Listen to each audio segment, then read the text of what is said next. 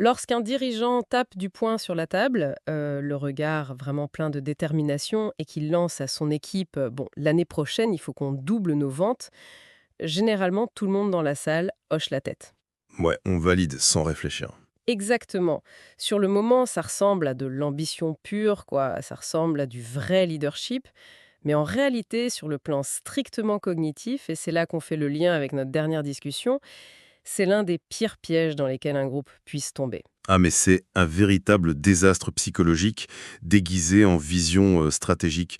En fait, ce qui est fascinant ici, c'est ce qui se passe dans le cerveau à cet instant précis. Hmm.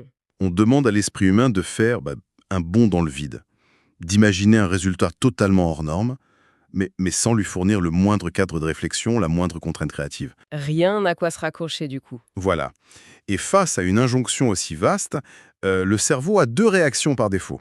Soit il se fiche complètement, soit il produit une montagne d'idées abstraites. Tu sais, de ces belles théories sur tableau blanc. Qui ne mène à rien. Exactement, qui ne se traduiront jamais par le moindre plan d'action concret. Eh bien, c'est exactement le point de départ idéal pour notre exploration approfondie d'aujourd'hui. Lors de notre dernière session, on a beaucoup parlé de la puissance de la question déterminante. Cette fameuse question unique qui agit comme un filtre pour éliminer le superflu. Tout à fait. Mais on s'est arrêté un peu au bord du précipice. Parce que poser une question existentielle ou stratégique monumentale, c'est super, mais la véritable angoisse survient la seconde d'après. C'est comment, diable, fait-on pour trouver la réponse sans s'épuiser ou s'égarer en chemin? Et c'est ce cheminement précis qui sépare ceux qui stagnent indéfiniment de ceux qui obtiennent des résultats vraiment extraordinaires. Ce processus de recherche, c'est la voie des grandes réponses. Ouais, Le problème, le grand paradoxe, c'est que la plupart des gens abordent ça avec les mêmes outils mentaux qu'ils utilisent pour faire leurs courses ou planifier leur week-end. c'est pas vraiment adapté pour le coup. Pas du tout. L'ampleur de la question exige une refonte totale de la méthode. Et la première étape, c'est d'arrêter de jeter des concepts vagues en l'air et d'apprendre à calibrer sa cible. Si l'on relie cela à la vue d'ensemble, c'est là qu'intervient la matrice de la grande question. Bon, décortiquons tout ça, parce qu'il y a un mythe tenace qui voudrait que plus on voit grand et large, plus on innove. Et pourtant, c'est faux. J'aime beaucoup utiliser une analogie, disons, maritime pour illustrer ça. La question grande et large, le fameux doublons nos ventes, c'est comme si on demandait à quelqu'un d'attraper un poisson bien spécifique, Mhm. mais en lui donnant un filet de pêche géant et en lui disant vas-y, jette-le au hasard au milieu de l'océan Atlantique. C'est voué à l'échec. Totalement. La personne est perdue. L'absence de limite tue l'action. Alors qu'à l'inverse, la bonne question, la grande et spécifique, c'est comme donner à cette même personne un harpon laser hyper perfectionné avec des coordonnées GPS exactes. La contrainte force la concentration. Cette comparaison avec le filet et le harpon, elle est parfaite pour comprendre la mécanique neurologique. La contrainte focalise l'attention. Mais dans le monde professionnel, pour éviter l'angoisse de l'océan infini, beaucoup se réfugient dans l'autre extrême du cadran. Ah oui, la question petite et spécifique. Voilà, quelqu'un va se dire je vais augmenter mes ventes de 5% cette année. Le genre d'objectif ultra sécurisé, quoi. C'est ça, c'est très spécifique, on a un chiffre, on a une date, mais c'est minuscule. L'écueil majeur de cette approche, c'est qu'elle ne nécessite absolument aucune transformation. On reste dans ses chaussons. Exactement. Le cerveau n'a pas besoin de créer de nouvelles connexions ou de repenser le système. On va juste travailler un samedi de temps en temps, ajuster deux prix, et on y arrive. On reste la même personne, opérant juste un peu plus vite. Donc, si on résume ce paradoxe pour ceux qui nous écoutent, si on est trop large, on se noie avec notre filet géant. Si on est trop petit, on ne grandit pas du tout. La zone magique se trouve donc dans cette combinaison grand et spécifique. Tout à fait. Ce n'est plus du tout comment devenir leader du marché, ce qui est beaucoup trop vague, mais que puis-je faire pour doubler mes ventes en 6 mois avec les ressources d'aujourd'hui? On a l'ambition démesurée couplée à la contrainte du harpon laser. Et c'est là qu'on y injecte l'ADN de la question déterminante. La formulation devient redoutable.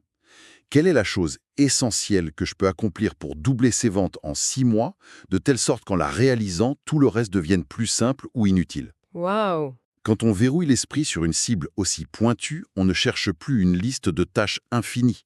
On cherche le premier domino. Mais c'est là que ça devient vraiment intéressant.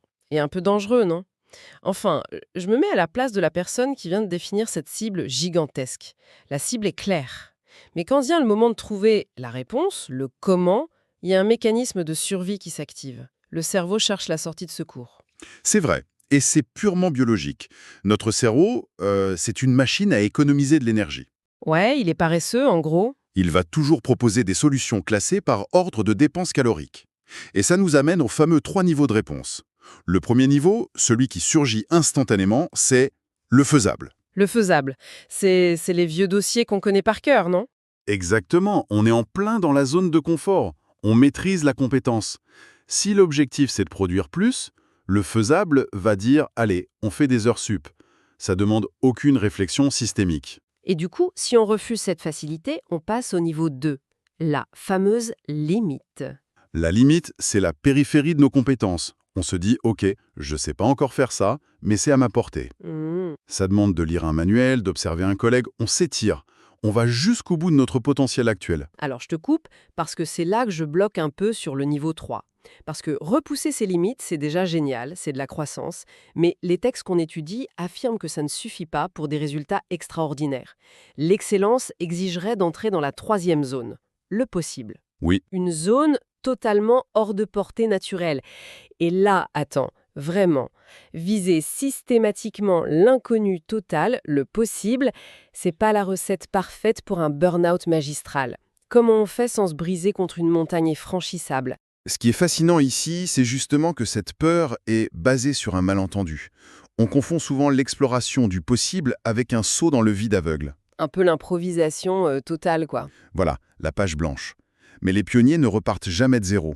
Trouver une réponse dans le possible, c'est une méthode extrêmement rigoureuse. Et cela nous mène au concept de base et tendance. Ah, ça me rassure. L'idée du génie torturé qui a une illumination à 3 heures du matin, c'est un mythe qu'il faut détruire en fait. Absolument. D'ailleurs, comme nous l'avions vu précédemment, le succès laisse des indices. Le point de départ vers le possible, ce n'est pas le futur, c'est le passé. C'est ça la base. D'accord. On doit étudier intensivement ce que les meilleurs ont déjà accompli avant nous. Et ça me fait penser à cette anecdote géniale dans notre lecturée.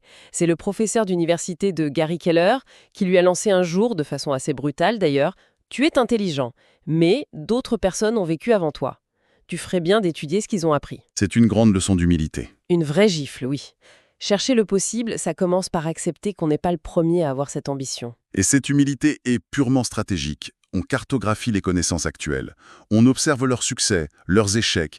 Et la magie opère, ici, leur plafond maximum devient notre plancher, notre point de départ. On ne gaspille pas d'énergie à réinventer la roue. Exactement. Si on refuse d'étudier la base, on va s'épuiser à résoudre des problèmes réglés il y a 10 ans. Je vois très bien comment ça s'applique. L'approche de la base, c'est absorber la complexité des meilleurs de son domaine pour s'en faire un tremplin. Mais une fois qu'on a ce plancher, comment on fait le saut vers le possible? Comment on trouve la tendance? La tendance, c'est l'extrapolation de cette base. C'est là qu'est l'innovation. On cherche les anomalies, les nouvelles technologies, les besoins non satisfaits aujourd'hui. On tire une ligne depuis la base vers l'avenir et on expérimente dans cette direction. C'est une évolution guidée, pas une rupture. Voilà. C'est en réunissant l'étude de la base et l'expérimentation de la tendance qu'on trouve des réponses hors normes. Bon, tout ça est d'une clarté redoutable sur le plan de la stratégie. Mais redescendons sur Terre un instant. Je t'en prie. C'est super de théoriser, sauf que le mardi à 16 heures, quand la boîte mail déborde et qu'on est fatigué, c'est une autre histoire. C'est sûr. S'obliger à construire une base et inventer une tendance, ça demande une énergie phénoménale. Ça exige de changer ses comportements au quotidien. Et j'ai l'impression que le plus grand obstacle, c'est notre rapport à la routine. C'est la transition la plus délicate, oui. Les nouvelles réponses dictent de nouveaux comportements. Les travaux de Robert Levin, dans une géographie du temps, mettent en lumière un truc essentiel ici, l'opposition entre l'heure de l'horloge et l'heure de la tâche. Ah, ça c'est un concept puissant. L'heure de l'horloge, c'est l'héritage de l'usine, quoi. On pointe, on se dit « je travaille de 9 h à 17 h » et à 17 h pile, terminé, peu importe l'avancement. Le temps est un conteneur qu'on remplit. C'est ça. Mais cette heure de l'horloge favorise naturellement les réponses du niveau faisable. On tient jusqu'à 17 h.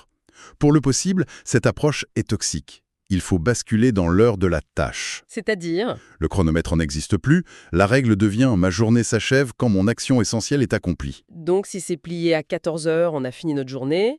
Mais si c'est complexe, on creuse jusqu'à 21 h s'il le faut. Exactement. L'objectif n'est plus la présence, c'est l'achèvement. Mais faire cette bascule mentale me semble super difficile, surtout à cause de notre tendance à l'autosatisfaction. J'aimerais qu'on aborde ce concept qui me fascine, le fameux plateau OK. Parce que c'est là que viennent mourir les grandes ambitions, non? Le plateau OK, OK, c'est vraiment l'ennemi silencieux. Pour le comprendre, prenons un exemple universel, l'apprentissage de la frappe sur un clavier d'ordinateur. Ah oui, oui. Au début, on cherche chaque lettre avec l'index, la langue tirée sur le côté. C'est l'approche entreprenante, c'est ça? Tout à fait. L'approche entreprenante, c'est faire avec son énergie naturelle. La progression est fulgurante au début. En quelques semaines, on tape sans regarder. Et puis, on devient OK. Le cerveau comprend que le niveau est suffisant pour fonctionner sans douleur. Et paf, pilote automatique. Voilà, c'est ça le plateau OK. On pourra taper des emails tous les jours pendant 20 ans, on ne tapera jamais à 120 mots par minute. La pratique passive ne génère plus aucune progression. C'est terrifiant quand on y pense. Ça veut dire qu'on peut penser avoir 15 ans d'expérience dans son métier, alors qu'on a juste répété la première année 15 fois. C'est le drame de beaucoup de professionnels. Se contenter du plateau OK, c'est fatal quand on cherche une grande réponse. L'enthousiasme ne suffit plus, il faut une pratique délibérée. L'approche D, délibérée ou directrice, ça veut dire se réveiller du pilote automatique, analyser ses erreurs, forcer de nouvelles positions, mesurer ses résultats. Ça demande un effort cognitif énorme. Oui, chercher le possible, c'est retourner consciemment dans l'inconfort du débutant. Et ça, c'est une transformation profonde. La poursuite d'une grande réponse modifie structurellement la personne. Élargir ses horizons en étudiant la base, adopter l'heure de la tâche, briser le plateau OK. En fait, chercher l'excellence, c'est accepter que cette quête va nous transformer. On n'élargit pas juste un projet, on élargit sa vie. C'est le cœur du sujet. Et cela soulève une question essentielle, une réflexion à garder en tête pour ceux qui nous écoutent. Je t'écoute. Si les objectifs que l'on se fixe en ce moment même ne nous obligent pas à ressentir un certain inconfort, s'ils ne forcent pas à changer nos habitudes quotidiennes, a-t-on vraiment posé une grande question? Ça fait réfléchir. La question reste suspendue. Si notre défi actuel ne nous fait pas un peu transpirer intellectuellement, c'est qu'il est grand temps de le recalibrer. L'inconfort, au final, c'est la preuve qu'on a quitté le plateau. On va laisser cette idée infuser tranquillement et on se retrouve très vite pour poursuivre l'exploration.